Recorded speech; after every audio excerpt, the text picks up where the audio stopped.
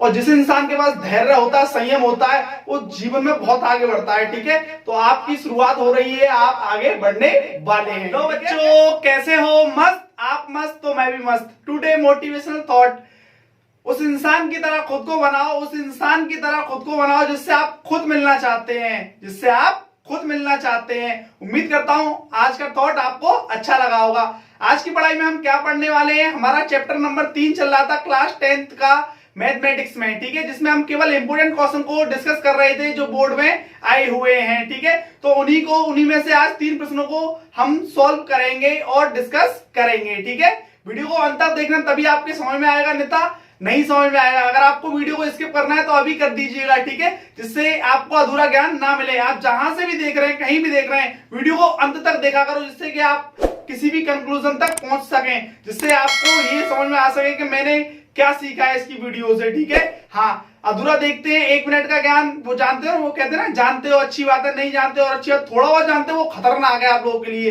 थोड़ा बहुत जानते हो वो खतरनाक है। ठीक है, 1 मिनट का वीडियो देख लिया, जज कर लिया। 1 मिनट का वीडियो से देखने से कुछ नहीं होता, पूरा वीडियो देखिएगा तभी आपको समझ में आएगा। तो आज की पढ़ाई शुरू करते हैं। तो आइए अब इस क्वेश्चन को करते हैं। इस क्वेश्चन में क्या है देखिएगा, पी के किन मानों के लिए निम्न समीकरणों के युग्म का आदित्य हल है।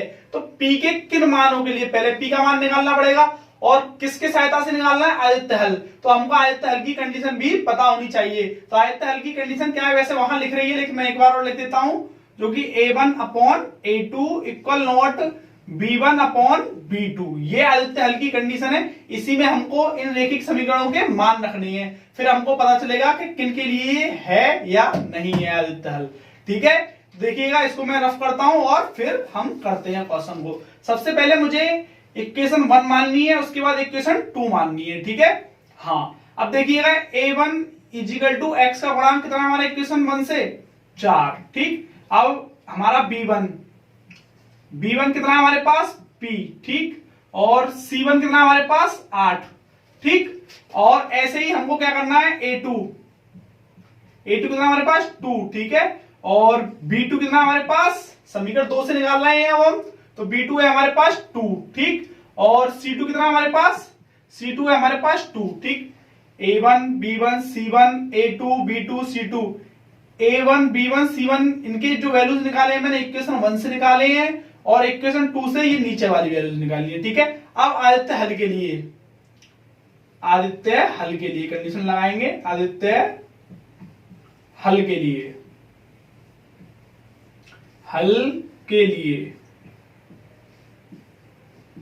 ठीक, अब आदित्य हल की कंडीशन मैंने अभी आपको बताया था, a1/a2 इक्वल नॉट b1/b2। ठीक, ये कंडीशन होती है। ठीक है, तो इसमें a1 a2 b1 b2 ये हमको मान पता है, बस मान रखने हैं। आप जीत चुके हैं, बस देखिएगा a1 की वैल्यू कितनी है आपके पास?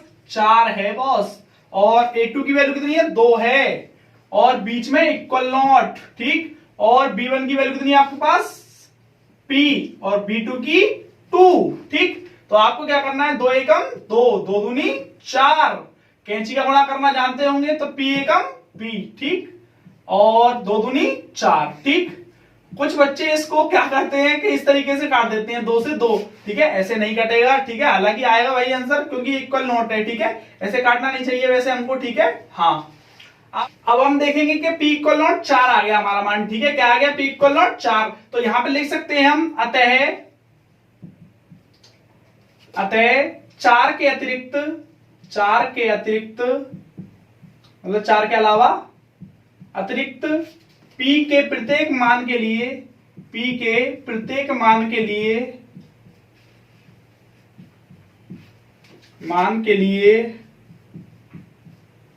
दिए गए रैखिक समीकरण का एक आदित्य हल है।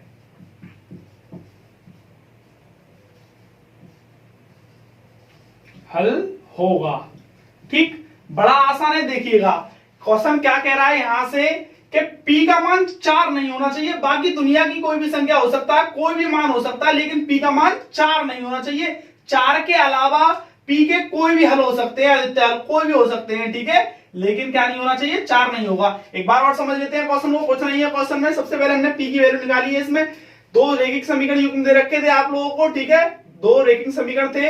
अब इनसे a1 a2 b1 b2 c1 c2 की वैल्यू निकाल ली। फिर उसके बाद उसने खुद कहा था क्वेश्चन में कि युग्म का आदित्य हल क्या है, ठीक है। तो आदित्य हल के लिए आपको कंडीशन पता होनी चाहिए, a1 upon a2 b equal not b1 upon b2। यहाँ पे हमने मान रख दिए, a1 का मान कितना है हमारे पास 2, ठीक है, a2 का मान कितना है हमारे पास, सॉरी a1 का मान है हमारे पास 4 और a2 का मान है हमारे पास 2, ठीक है। इक्वल नॉट b1 और b2 इनके मान रख दिए, 2 एकम 2, 2 दूनी 4, p एकम p और 2 दूनी 4, ठीक। इक्वल नॉट p का मान 4 नहीं है, बाकी दुनिया की कोई भी संख्या हो सकती है। तो हम यहाँ पे एक छोटी सी लाइन लिख देंगे तो अच्छा रहेगा, ठीक है, कि अतः 4 के अतिरिक्त p के प्रत्येक मान के लिए दिए गए रैखिक समीकरणों का एक आदित्य हल होगा, ठीक है।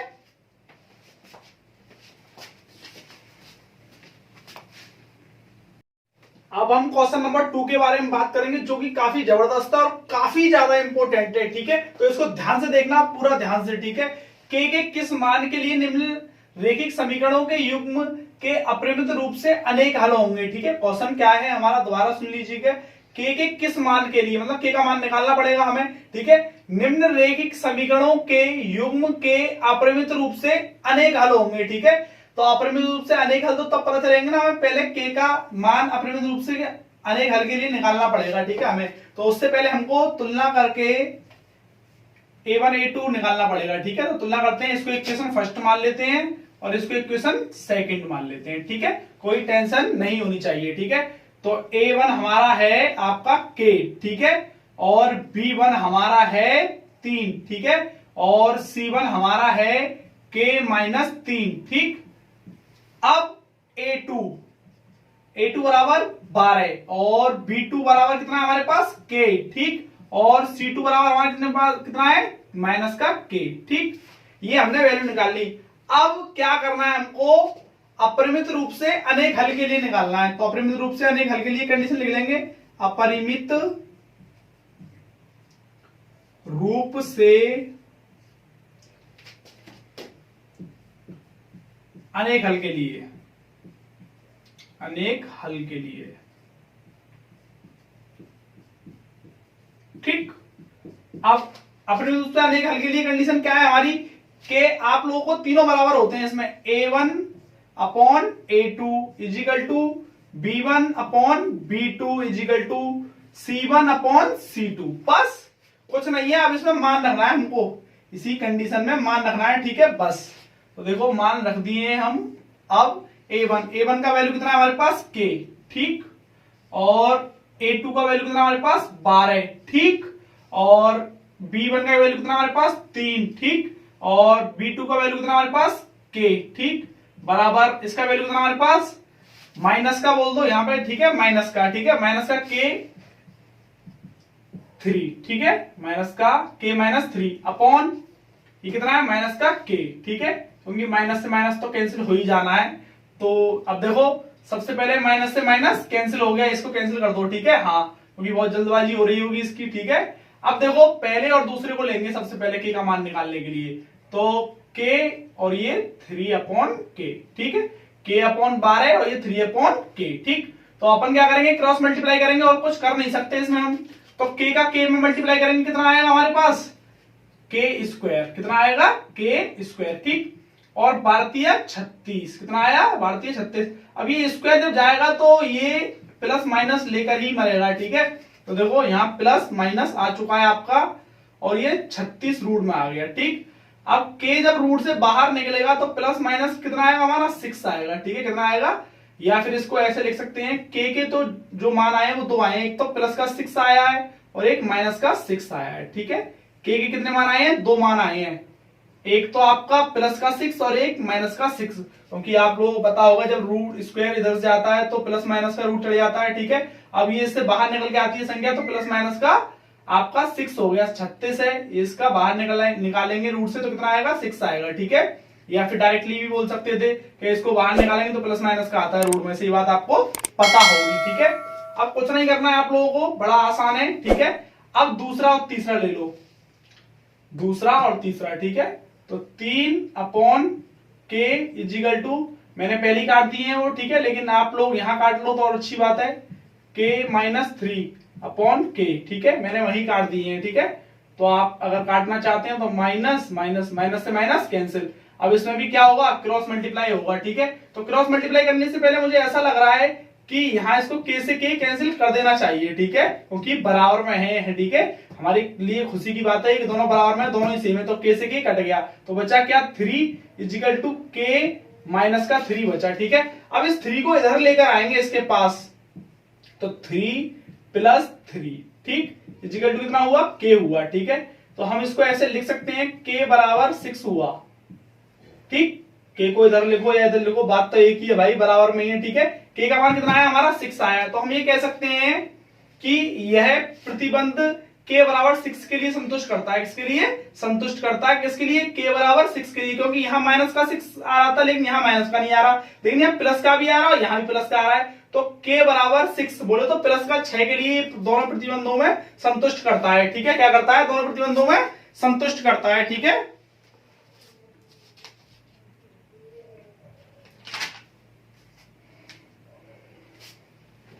तो हम लिख देंगे यहां पर k = 6 दोनों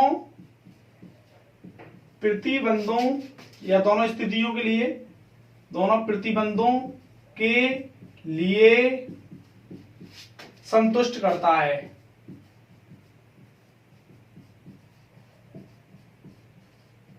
संतुष्ट करता है, ठीक है। k = 6, ठीक है।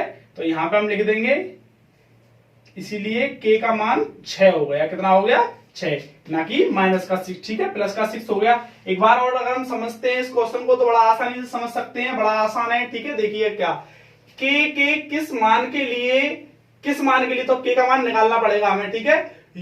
रेखिक युग्म समीकरण के अपरिमित रूप से अनेक हल हैं। तो पहले हमको दो इक्वेशन दे रखी है, उनमें सबसे पहले हमको क्या करना है, ये वैल्यूज निकालनी है। ये वैल्यू निकालने के बाद जो भी हमको कंडीशन दे रखी थी उस कंडीशन को लिख लेना है, ठीक है। जैसे अपरिमित रूप से अनेक हल के लिए तो हमने कंडीशन को लिख लिया। अब इसमें मान रखने हैं, मान रखने के बाद ये आया हमारा, ठीक है। मान रखने के बाद क्या आया, ये आया, ठीक है। अब इसमें पहला और दूसरा लेंगे, ये वाला, ठीक, दोनों ले लिए हमने। अब क्रॉस मल्टीप्लाई आप लोग जानते हैं, k का k में करेंगे तो k² और ये 12×36 आ गया, ठीक है। अब ये स्क्वायर जब यहां से यहां जाएगा तो प्लस माइनस का हो जाता है, ठीक है। या फिर अगर आप ऐसे नहीं लगाना चाहते हैं तो यहां से लिख दीजिएगा इसको, ठीक है। अब ये बाहर निकल के आएगा तो प्लस माइनस का ही आएगा रूट से, ठीक है, +-6, ठीक है। इसका मतलब ये है कि k का जो मान है एक बार प्लस का है एक बार माइनस का है, तो मैंने ये अलग अलग लिख दिए, कोई दिक्कत किसी को नहीं होनी चाहिए। अब मैंने दूसरा और तीसरा लिया, दूसरा और तीसरा, ठीक है। दूसरे और तीसरे में अपन लोग क्या देखते हैं कि यहां से क्रॉस मल्टीप्लाई करने की जरूरत नहीं है हमको। आप माइनस से माइनस तो काटने की जरूरत है, लेकिन k से k कट जाएगा, तो ऊपर 3 बचा, नीचे इधर k-3 बचा, 3 लिख दिया और ये k-3 लिख दिया। ये माइनस का है ना और ये प्लस का, ये दोनों भाई भाई हैं, मतलब अंक अंक हैं, तो इधर आ जाएगा ये, ठीक है। माइनस का इधर आएगा तो प्लस का, 3 और 3 कितना हुआ, 6 हो गया, ठीक है।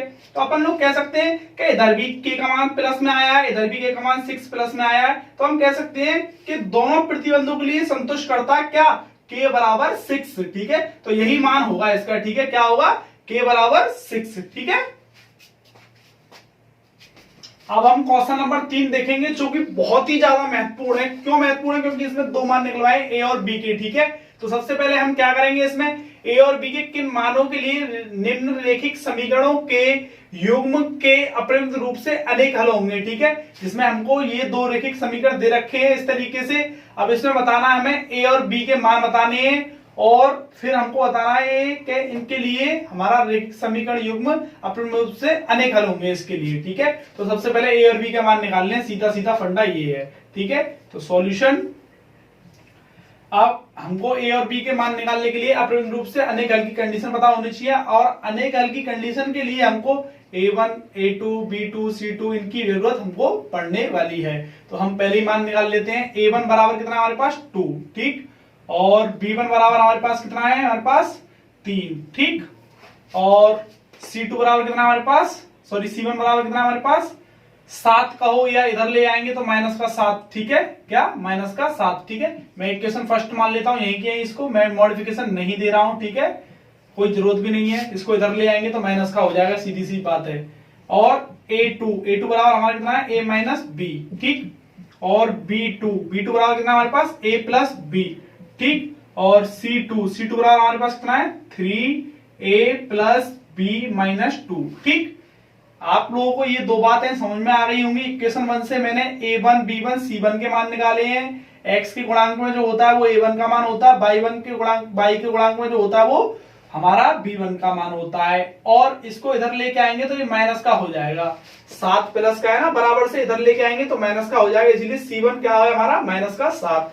अब सेम हमने x का गुणांक दूसरी इक्वेशन में देखा तो ये माइनस b है जो कि A2 है। y का गुणांक हमने देखा तो a प्लस बी है जो कि B2 है। इसको पूरे को होल, ये पूरा है इधर, इतना पूरे को इधर लेकर आएंगे ना बराबर से तो ये माइनस का हो जाएगा। किसका हो जाएगा माइनस का। तो इसको भी पूरे को माइनस में लिख देंगे अपन लोग, ठीक है, कोई दिक्कत नहीं होनी चाहिए, नो प्रॉब्लम। अब अपरिमित रूप से अनेक हल के लिए कंडीशन, ठीक है, अपरिमित रूप से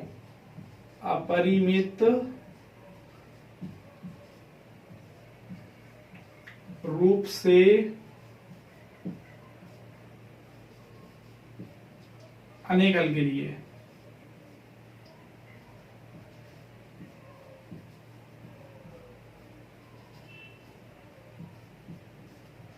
तो अपरिमित रूप से अनेक हल के लिए आपको कंडीशन पता है, A1 upon A2 equal to B1 upon B2 C1 upon C2। तीनों मान आप लोगों को याद होने चाहिए, बड़ा आसान है। देखो अरे है ही क्या इसमें, A1 अपॉन A, तीनों बराबर लिख दो बस, कोई दिक्कत नहीं है, ठीक है। अब बस क्या करेंगे हम इसमें मान रख देंगे, मैं आगे कर रहा हूं इसी से, ठीक है। A1 का मान कितना है हमारे पास 2, ठीक। और A2 का मान A माइनस बी, ठीक। और बराबर B1 का मान कितना हमारे पास 3, ठीक। और B2 का मान कितना हमारे पास A प्लस बी। और C1 का मान कितना हमारे पास माइनस का 7। और C2 का मान कितना हमारे पास 3A और ये प्लस बी और ये माइनस का 2, लेकिन ये भी माइनस का है, ठीक है। तो माइनस से माइनस तो कैंसिल हो जाएगा, लेकिन कर लेंगे जब हमें जरूरत पड़ेगी, ठीक है। अब देखिएगा आगे कैसे करेंगे, बड़ा आसान है, कोई दिक्कत वाली बात नहीं होनी चाहिए। पहले और दूसरे को लेंगे, ठीक है। तो पहले और दूसरे को लेने पर तो 2 अपॉन A माइनस बी, ठीक, बराबर 3 upon A plus B, 3 upon A plus B, ठीक। यहां तक आप लोगों का क्लियर हो गया होगा। अब क्रॉस मल्टीप्लाई जानते हैं आप लोग, हाँ जानते होंगे बिल्कुल, 10th क्लास में आप लोग बोले तो कैंची का गुणा 2 का इसमें गुणा करेंगे तो लिख देते हैं पहले A प्लस बी, ठीक। और इसका इसमें करेंगे तो A माइनस बी और 3 का मल्टीप्लाई, ठीक। तो देखो अब करके देख लो, 2A प्लस 2B बराबर 3A माइनस 3B, ठीक, माइनस 3B। इतना आप लोगों की समझ में आ गया होगा, ठीक है। 2A को 3 के पास पहुंचा दो और माइनस 3B को 2B के पास ले आओ, ठीक। तो 2B और ये माइनस का इधर आएगा तो प्लस का 3B और ये 3A है, इसको इधर ले जाऊंगा तो माइनस का 2A हो जाएगा, ठीक है। 3A के पास जाएगा, सॉरी 3A के पास जाएगा 2A, ठीक है। अब देखो यहां से कोई कंफ्यूजन नहीं होना चाहिए आप लोगों को। मैंने क्या किया है, ये 2B को 2B रहने दिया, माइनस का 3B है, इसका भाई है ना ये, तो ये इसके पास ही तो जाएगा भाई, माइनस का है इधर आके प्लस का हो गया, सिर्फ ये 3A का 3A लिख लिया, ये इसका भाई है ना तो इसी के पास जाएगा, ये रुकेगा नहीं हम पे, 2A तो माइनस का 2A हो गया, ठीक है। 2B और 3B कितना हुआ हमारा 5B, ठीक। और ये कितना हुआ A, 3A में से 2A जाएगा तो एक ही बचेगा बॉस, ठीक है। इसको इक्वेशन 1 नाम दे दीजिएगा, ठीक है। वैसे इक्वेशन नाम यहां दे दिए हम, तो इक्वेशन नंबर 3 दे सकते हैं इसको हम, ठीक है, इक्वेशन नंबर 3, ठीक है। अब हम क्या करेंगे, दूसरे और तीसरे को लेने पर, ठीक है, दूसरा और तीसरा लेने पर, ये और ये लेने पर, ठीक है। तो लिख दीजिएगा आपका क्या है 3 और ये A प्लस बी बराबर माइनस का 7 upon 3A plus B minus का 2 और ये भी हमारा माइनस का था, तो माइनस से माइनस कैंसिल, ठीक। अब वही दोबारा क्रॉस मल्टीप्लाई, इसका इसमें, इसका इसमें क्रॉस मल्टीप्लाई कर देंगे, ठीक है। तो 3 और ये 3A प्लस B माइनस का 2, ठीक। और इसका इसमें करेंगे तो 7 और ये a प्लस बी। ठीक, अब देखो कुछ नहीं करना है भैया, इसमें मल्टीप्लाई तुम लोग जानते होंगे, मुझे पता है। ठीक है, हाँ, 3 तिया 9a, और ये 3 का b में करेंगे तो प्लस का 3b, और 3 का 2 में करेंगे तो माइनस का 3 दूनी 6, और 7 का a में करेंगे तो 7a प्लस 7b। आप लोग अगर यहां तक पहुंचे हैं तो बस अब आपका क्वेश्चन होने वाला है। देखिएगा बड़ा आसान है।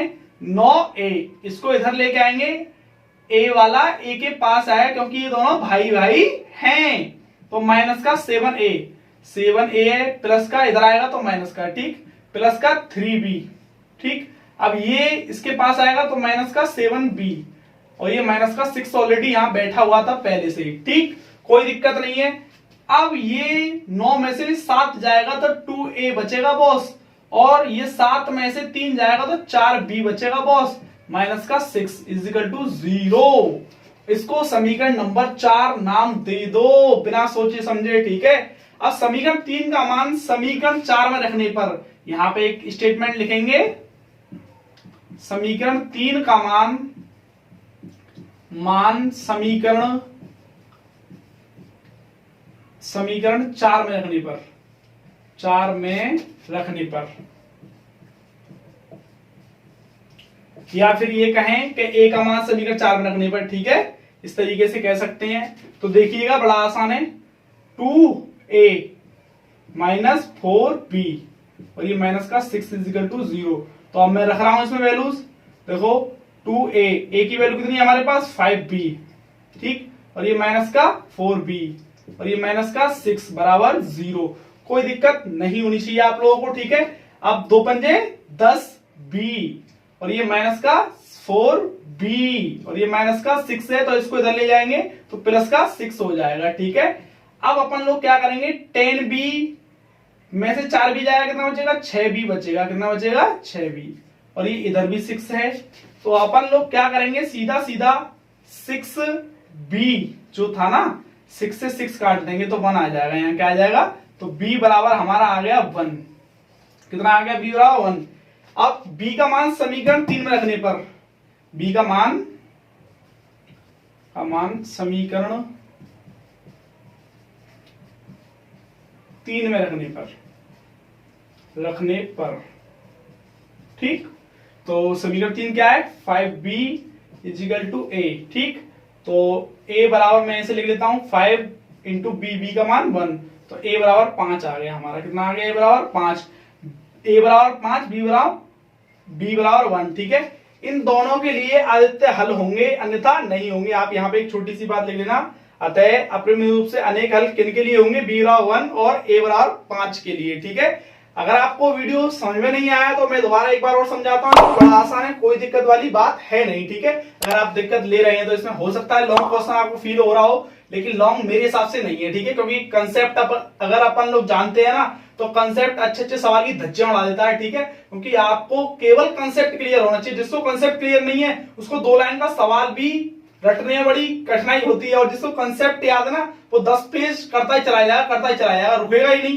ठीक है, तो मैं इसमें एक और बार बता रहा हूं आप लोगों को, ए और बी के किन मानों के लिए अप्रमेय रूप से अनेक हल हैं ये हमको निकालना है। बोलो तो ए और बी की वैल्यू निकालनी है, तो ए और बी की वैल्यू बड़ी आसान है, तुमको बस अप्रमेय रूप से अनेक हल वाली कंडीशन पता होनी चाहिए बॉस। तो देखिएगा बड़ा आसान है, पहला जो इक्वेशन था 2x plus 3y equal to 7 था, इक्वेशन फर्स्ट मान लिए, a minus B into X plus A plus B into Y equal to 3a plus B minus 2, equation second मान लिया।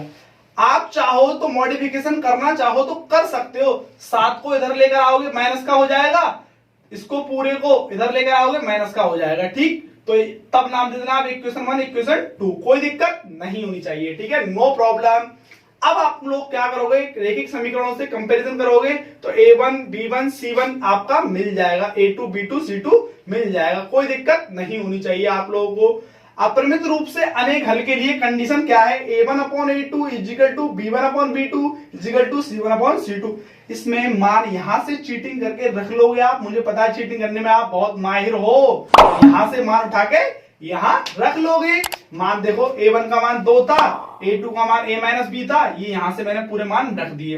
अब क्या करते हैं, पहले और दूसरी कंडीशन को लेते हैं। पहला और दूसरा ले लिया। क्रॉस मल्टीप्लाई आप लोग जानते हैं, कैंची का औड़ा जिसे कहते हैं, ठीक है, मैं बचपन से जानता हूं, तुम भी जानते होंगे, ठीक है। 2 का इसमें मल्टीप्लाई किया तो ये आया, और 3 से ये, ठीक है। अब 2 का इसमें मल्टीप्लाई करेंगे 2a, और 2 का b में करेंगे तो 2b, और 3 का a में करेंगे तो 3a, और 3 का b में करेंगे तो माइनस का 3b। कोई दिक्कत नहीं होनी चाहिए। अब चाचा को चाचा के पास बोले तो a को a के पास भेजना पड़ेगा आपको, ठीक है, और b को b के पास। तो ये 2a है, ठीक है, ये 2a 3a के पास जाएगा, क्योंकि बड़े आदमी के पास छोटे आदमी जाते हैं, छोटे नहीं जाते हैं, ठीक है, सॉरी बड़े नहीं जाते हैं कहीं, ठीक है।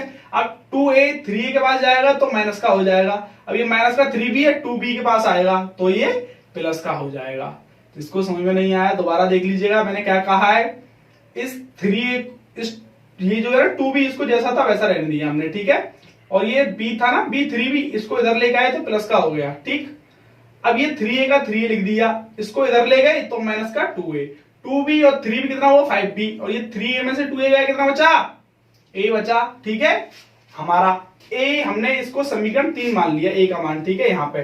अब हम क्या करेंगे, दूसरा और तीसरा लेंगे, ठीक है। तो 3 अपॉन a प्लस बी, और माइनस का 7 और माइनस का 3a plus b minus 2, minus से माइनस कैंसिल, और अपन लोग क्या करेंगे क्रॉस मल्टीप्लाई, 3 का इसमें गुणा करेंगे और 7 का इधर गुणा करेंगे, तो लिख देंगे 3 तिया 9, और 3 का b में करेंगे 3b, और 3 दूनी 6, ठीक। ये यहां से कैलकुलेशन हमने कर दी है, ठीक है। बाकी पूरा बायोडाटा सेम टू सेम है, ठीक है, कोई घबराने वाली बात नहीं है आप लोगों को, ठीक है। आप लोगों को ये जोड़ना घटाना आता होगा, ठीक है, चरों का, तो आपने यहां से जोड़ना घटाना कर लिया, समीकरण 4 मान लिया। समीकरण 4 में a का मान रख दो आप लोग, ठीक है, समीकरण 4 में a का मान 2a है ना, a का मान यहां रख देंगे, तो a का मान 5b है, 5b रख दिया, माइनस का 4b, और ये माइनस का 6, 2 पंजे 10b, और ये 4b, तो 10 में से 4b गए तो 6b, इधर भी 6, तो 6 से 6 कैंसिल, b का मान कितना आया 1, b का मान समीकरण 3 में रखने पर, समीकरण 3 कौन सा है ये, तो b का मान जब यहाँ पे रखेंगे तो 5 इंटू 1 इजिकल टू a, तो a का मान कितना आ जाएगा 5 आ जाएगा। तो अपरिमित रूप से अनेक हल है किन के लिए, b बराबर 1 के लिए और a बराबर 5 के लिए अपरिमित रूप से अनेक हल है इन दिए गए रेखीय समीकरणों के। उम्मीद करता हूँ वीडियो आप लोगों को अच्छी लगी हो, अगर अच्छी लगी है तो वीडियो को लाइक कीजिएगा, कमेंट कीजिएगा, शेयर कीजिएगा, शेयर जरूर कीजिएगा, ठीक है। अगर और आपने यहां तक वीडियो देखी है तो समझ लीजिएगा आपके पास बहुत सारा धैर्य है, और जिस इंसान के पास धैर्य होता है, संयम होता है, वो जीवन में बहुत आगे बढ़ता है, ठीक है। तो आपकी शुरुआत हो रही है, आप आगे बढ़ने वाले हैं, ठीक है। तो वीडियो देखने के लिए थैंक्स।